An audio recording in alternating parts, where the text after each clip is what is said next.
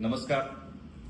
आज घडीला सांगली जिल्ह्यामध्ये बघतोय आपण की गोपीचंद पळकर साहेबांच्या विरोधात सर्व प्रस्थापित समाजातील नेते एकत्र आलेत. पण मला त्यांना एक सांगायचं आहे, ह्या प्रस्थापित मंडळींनी गोपीचंद पळकर साहेबांच्या भोवती एक चक्रव्यूह रचण्याचा एक कट आखलेला आहे. तर त्या प्रस्थापित मंडळींना मला सांगायचं आहे की गोपीचंद पळकर हे अभिमन्यू आहेत व ते चक्रव्यूह कसा भेदायचा हे त्यांना पूर्ण जाणून त्यांना त्याची जाणीव आहे, कसा भेदला जाईल व ते सर्वांना पुरून वरतील अशी मला 100% खात्री आहे. जसं मुख्यमंत्री देवेंद्र फडणवीस यांनी उद्धव ठाकरे आणि राज ठाकरे यांच्यातले आपापसातले मतभेद मिटवून त्यांना एकत्र आणलं, तसंच ह्या जिल्ह्यात गोपीचंद पळकर साहेबांनी संजय काका पाटील व विलासराव जगताप यांच्यातले राजकीय वैर मिटवून त्यांना एकत्रित आणलं. याबद्दल गोपीचंद पळकर साहेबांचा आभार मानायला पाहिजे.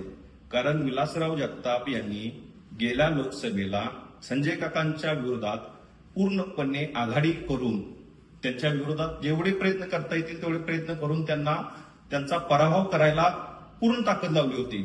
ते आज विलासराव जगताप आज एकत्र आलेत, संजय काका आणि विलासराव जगताप.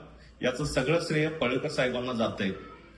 तर या पाठीमागच्या आठवड्यामध्ये ज्यावेळी विलासराव जगताप ह्या कवठेमंकाळ तालुक्यामध्ये आले व त्यांनी सांगितलं की एका महिन्यामध्ये गोपीचंद पळकर साहेब किंवा प्रकाशअण्णा शेंडगे साहेब की एका महिन्यात कसे काय निवडून येतात, तर मला त्यांना विचारायचं आहे की तुम्ही ह्या जत तालुक्यातील गरीब मराठा असेल, धनगर, लिंगायत, दलित ह्या समाजाचा तुम्ही अपमान करताय का? की त्यांनी मतं दिली आणि त्यांनी जर निवडून आणलं असेल तर तुम्हाला त्याचा पोटशूळ का उठतोय? जिल्ह्यामध्ये बहुजनांचा एखादा आमदार झाला, जर एखादा नेतृत्व करायला लागला तर ह्या प्रस्थापितांच्या पायाखालची वाळू सरकते व त्यांना तिथं कसं त्याला दाबला जाईल, त्याला कसं रोखलं जाईल यासाठी सगळं प्रयत्न होत आहेत.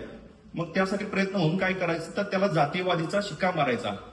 जर तुम्ही गोपीचंद पळकर साहेबांना जर जातीवादी म्हणता, ज्या गोपीचंद पळकरांनी प्रत्येक समाजातील, नंदीवाली समाज असतील, राममुशी समाज असतील, लोणारी समाज असतील, धनगर, दलित, मुसलमान समाज ह्या प्रत्येक समाजातल्या माणसांनी नेतृत्व केलं पाहिजे, आमदार झालं पाहिजे, खासदार झालं पाहिजे, जिल्हा बँकेत गेलं पाहिजे, जिल्हा परिषद सदस्य झालं पाहिजे, पंचायत समिती सदस्य झाले पाहिजे, बाजार समितीत गेलं पाहिजे, अशी जर भावना जर व्यक्त केली असेल तर तुम्ही त्यांना जातीवादी ठरवता. म्हणजे तुमच्या व्याख्येत ती जर जातीवाद असेल तर ह्या कवठेमंकाळ तालुक्यामध्ये एकाच घरात त्याचे वडील आमदार, त्याची आई माजी आमदार, आता मुलगा सध्या आमदार, सुद्धा जिल्हा बँकेत सदस्य, पूर्ण नातलग जिल्हा बाजार समितीत असतील किंवा वेगवेगळ्या ठिकाणी असतील, तर तो जातीवाद नाही का? एखादा तुम्ही जर ह्या कवठेमंकाळ तालुक्यामध्ये शेतकऱ्यांच्या विषयी लाक्षणिक उपोषण करता, शेतकऱ्यांना मदत मिळाली पाहिजे म्हणून, मात्र ह्या जिल्हा बँकेत जर एखादं शेतकऱ्याचं पोरग त्यांच्याकडे गेलं की आमच्या पोराला नोकरी लावा म्हणून, तर त्या ठिकाणी त्यांना 40 ते 50 लाख रुपये मागितलं जात आहे. तर हे धंदे कोणाचे आहेत? जर तुम्ही एखाद्या मुलाचा संसार उभा केला का, नंदीवाल्याचा, गारुड्याचा, डवऱ्याचा, लोणाऱ्याचा, रामोशाचा, दलिताचा, माळ्याचा, ह्या एखादं फुकट लावून त्याचा संसार उभा करण्याचा प्रयत्न केला का तुम्ही आजपर्यंत कधी? तर तुमचे हे सगळे मगरीचे अश्रू आहेत. इथल्या प्रत्येक वंचित, उपेक्षित, प्रतारित, अपमानित घटकाला नेतृत्व मिळालं पाहिजे. फक्त आजपर्यंत ह्या प्रत्येक समाजाचा उपयोग करून घेऊन त्याला फेकून दिलंय. मात्र तुम्हाला मला सांगायचं आहे, या घराणेशाहीच्या व्यवस्थेने तुम्हाला गुलाम ठेवलंय. तो प्रत्येक माणूस राजा झाला पाहिजे असे माझं म्हणणं जर असेल तर त्याला तुम्ही जातीवाद म्हणत असाल तर तो होय, आम्ही जातीवादी आहोत हे आम्ही तुम्हाला 100 वेळा सांगू. आम्ही डॉक्टर बाबासाहेब आंबेडकरांच्या सामाजिक न्याय, विचार, समता ह्या विचारधारेवर चालणारी माणसं आहे. प्रत्येक समाजाला त्याचं नेतृत्व मिळालं पाहिजे, तो समाज त्या नेतृत्वात पुढे आला पाहिजे अशी आमची भावना आहे. तुम्ही जर आठवा मित्रांनो, 1995 साली शेंडगे बापू ज्यावेळी विधानसभेला उभे राहिले त्यावेळी जिल्ह्यातील प्रत्येक गट, त्यावेळी वसंतदादाचं घराणं असेल, विष्णू अण्णा असतील, मदन पाटील असतील, जयंत पाटील असतील, सगळे गट असेल, तुमचा अजितराव घोरपडे गट असतील, हे सर्व एकत्र आले ते फक्त शेंडगे बापूंना पाडण्यासाठी. आणि त्यांनी असं पाडलं की पुन्हा ह्या कवठेमंकाळ तालुक्यामध्ये बहुजन समाजाचं राजकारण उभं राहिलं नाही पाहिजे. आता सुद्धा विकास आघाडीचा प्रयोग होतोय, तो ह्याच धर्तीवर होतोय. सगळे नेते एकत्र आले ते फक्त गोपीचंद पळकर साहेबांचा पाडाव होण्यासाठी, त्यांचं नेतृत्व कसं दाबलं जाईल ह्यासाठी सर्व एकत्र आलेत. मला तुम्हाला सांगायचं आहे की त्यांना सुद्धा ह्याच भाषेत उत्तर द्या. सर्व समाजाने उत्तर दिलं पाहिजे की होय, आम्ही सुद्धा एकत्र, बहुजन समाज एकत्र आहे. तुमच्या प्रस्थापितांचं या इथून पुढे घराणेशाही आणि तुमची कोणतीही व्यवस्था इथून पुढे आम्ही खपवून घेणार नाही. आमचा प्रत्येक समाज इथून पुढे नेतृत्व करायला डॉक्टर बाबासाहेब आंबेडकरांनी संविधानानं आम्हाला हक्क दिलाय, अधिकार दिलाय.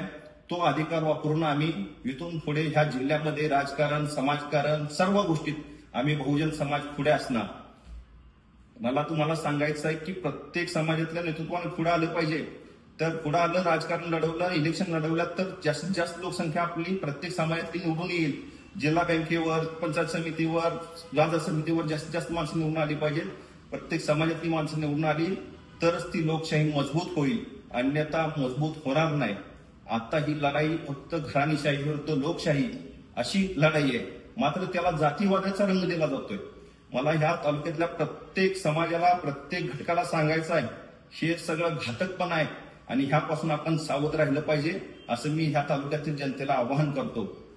ह्या तालुक्यामध्ये आरेवाडीसारखं 4 राज्याची सांस्कृतिक राजधानी असलेलं एक आमचं बिरोबाचं देवस्थान आहे. महाराष्ट्र, आंध्र, कर्नाटक, गोवा ह्या 4 राज्याची सांस्कृतिक राजधानी म्हणून आरेवाडीला ओळखलं जात आहे. त्या आरेवाडीमध्ये सिंहासन घडवण्याची क्षमता आहे. कोणाला सिंहासनावर बसवायचं आणि कोणाला सिंहासनावरून खाली उतरवायचं, ही दोन्ही क्षमता असलेलं आरेवाडीचं आमचं बिरोबाचं देवस्थान आहे. त्या आरेवाडीकरांचा मला विनंती आहे, तुम्ही आपलं महत्व जाणावं. कोणाच्या तरी मागे जाण्यापेक्षा आपल्या स्वाभिमानाला किंमत द्यावी. हा बिरोबा आमचा राजा आहे आणि पुजारी सुद्धा आमचा राजा आहे आणि एक राजा कसा दुसरा राजा घडवू शकतो हे जिल्ह्यातील जनतेला दाखवून द्यावं, एवढी मी त्यांना विनंती करतो. नमस्कार.